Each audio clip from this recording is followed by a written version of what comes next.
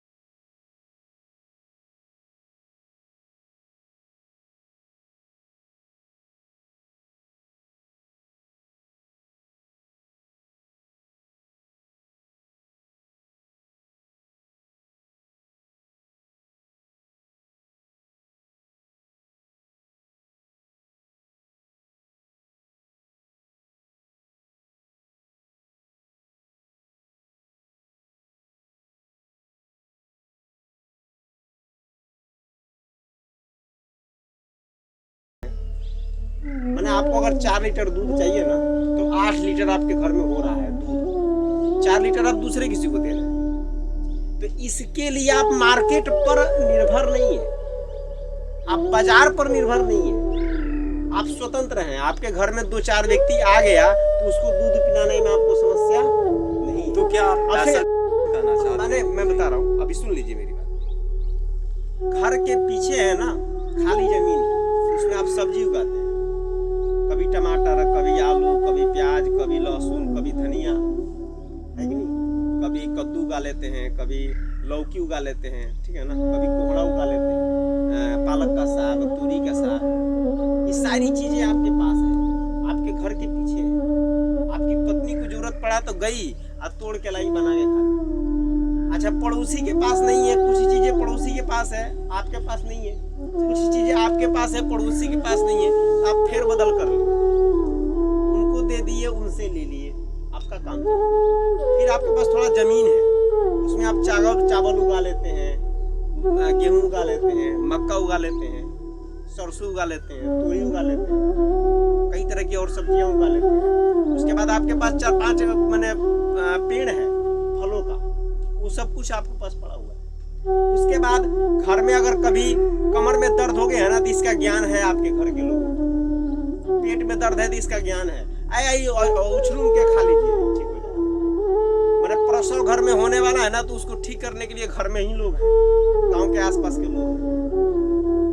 अब जानते हैं, अब उस व्यक्ति के पास अब उसका जो बेटा है ना, उसको इस बात का टेंशन नहीं है कि मुझे जल्दी डिग्री लेके पैसा कमाना है। वो इस बात से निश्चिंत है कि मुझे चावल आटा दाल के बारे में नहीं सोचना है। भूजा है तो घर में है, प्याज है तो घर में है, लहसुन प्याज सब कुछ घर में है, ठीक है ना। कपड़ा जो है ना उसी के गांव में बन जाता है, चूल्हा कपड़ा बना देता है। बर्तन है ना आप ही के गांव में उपलब्ध है, मिट्टी का बर्तन आपके गांव में उपलब्ध है। आप तो संपन्न भारत की बात कर रहे हैं, जो पहले की कल्पना हमारी रही है। मेरी बात तो सुन लीजिए ना, साइंस की बात हो रही है। और इतना ही नहीं, अगर मान लीजिए कि आपके पास जो है ना पानी आपका अपना है, और खाना बनाने के लिए ईंधन भी आपका अपना है, ठीक है ना, ईंधन भी आपका अपना है, और घर में दीप जलाने के लिए गाय का घी पर्याप्त मात्रा। सबसे बड़ी बात जानते हैं क्या है? सबसे बड़ी बात यह कि सारा चीज आपका उत्पाद है, आपको पता है ये कितना शुद्ध है, कितना अशुद्ध। जो भी आप फसल उगाते हैं ना, उसका सारा का सारा जो बीज होता है, जितने भी किस्म के बीज है ना, उन बीजों को खुद आप तैयार करने की टेक्निक आपको पता है। उसके बाद उसके स्टोरेज की जो विधि है वो भी आपको। सबसे बड़ी बात ये है कि आप दिन रात पशुओं के साथ, ये जीव जंतुओं के साथ, ये खेत में ये सब काम करते करते हैं ना, आपका इम्यून सिस्टम काफी ज्यादा स्ट्रांग है। तनाव नहीं है, टेंशन नहीं है। आपका बेटा पढ़ाई कर रहा है पढ़ने के लिए, नौकरी के लिए नहीं। उसके घर वालों ने दबाव नहीं दिया कि जल्दी पढ़ा, नौकरी करेगा, पैसा कमाएगा। आपके मन में यही है कि मेरा बेटा पढ़ेगा लिखेगा और आकर के मेरे साथ, ठीक है ना। तब जाकर के साइंस, तब जानते हैं जब पेट भरा होता है ना, तब आदमी सोचता है कि अच्छा जीवन के पहले क्या था, तब आदमी सोचता है जीवन के बाद क्या है। तभी इस देश में सारी शास्त्र लिखी गई।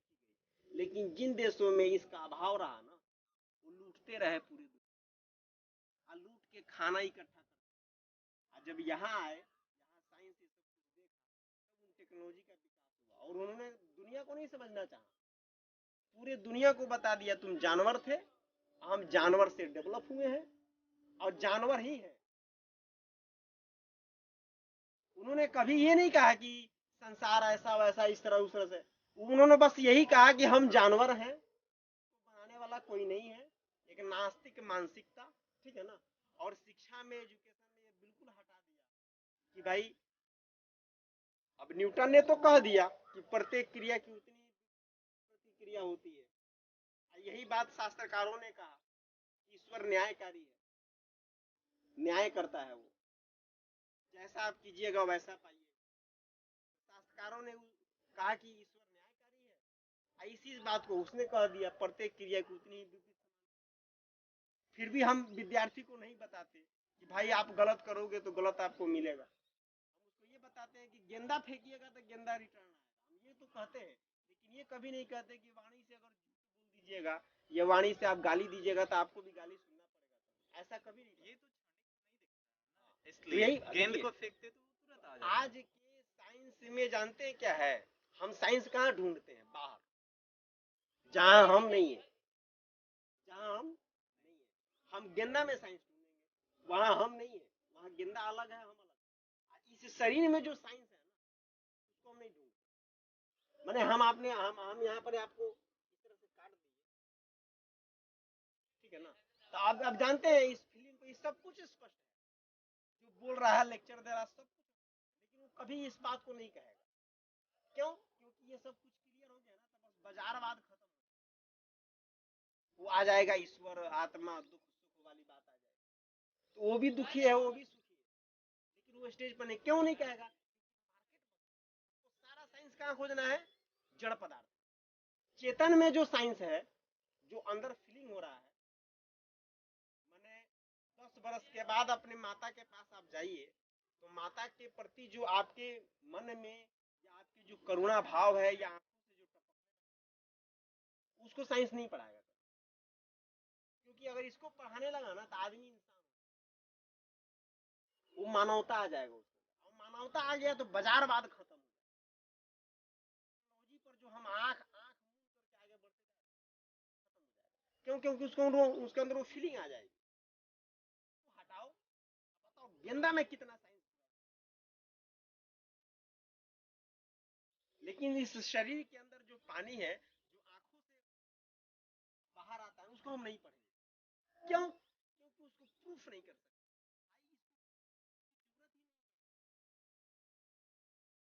प्रूफ करने की ही जरूरत नहीं है।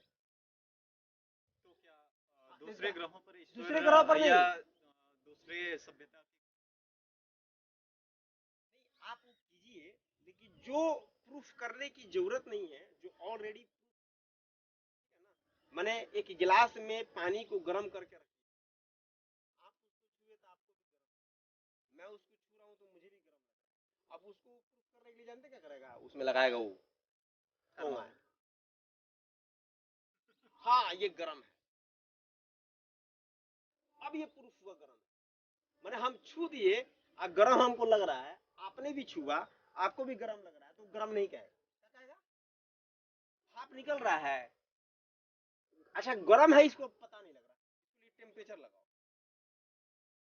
मैंने जो चीजें प्रूफ है उसको हम नेगलेक्ट कर रहे हैं, करने की जरूरत है। तो भाई बात ये है कि ना साइंस पढ़नी है, एक ही मुद्दा है कि कैसे भी बाजार को बनाकर, मार्केट को बनाकर पैसा कमाओ, दुनिया के जिस एरिया से भी पैसा जितना अधिक से अधिक आ सके, ठीक है ना, नोचो, बस यही है। बहुत बहुत बहुत धन्यवाद। ये थे हमारे साथ उत्तम जी, और हम लोगों ने चर्चा किया साइंस है क्या, साइंस का उपयोग कैसे होना चाहिए, साइंस रियल साइंस क्या है, ये कहाँ से प्रभावित हो रहा है, कौन इसे प्रभावित कर रहा है। उत्तम जी का मानना है कि आज की जो बाजार की एक व्यवस्था बन पड़ी है कि आपको जन्म लो, बड़े हो जाओ, एक निश्चित समय के बाद आपको नौकरी करनी है, आपको पैसे अर्जित करने हैं, और इसी में अपनी सारी अपनी लाइफ लगा दो। ऐसी चीजें होती रहती हैं, ऐसी चीजें नहीं होनी चाहिए। इस पर अपना विचार व्यक्त, चलते हैं, विदा करते हैं।